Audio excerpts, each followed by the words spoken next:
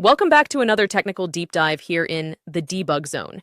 Today we're tackling a big question and breaking it down with insights from other users. Hopefully this clears up some misconceptions and helps you get the answer you need. So buckle up, stay a little curious, and let's jump right in.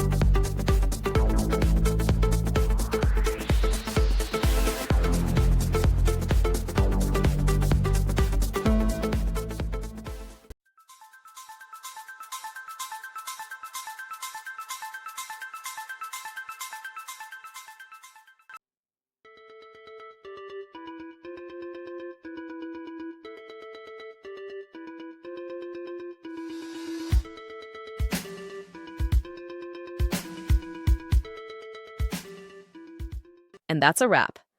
I hope you found the answer you were looking for. If you did, take a second to hit that subscribe button. It really helps out. And let me know in the comments which solution worked best for you. See you next time in the debug zone.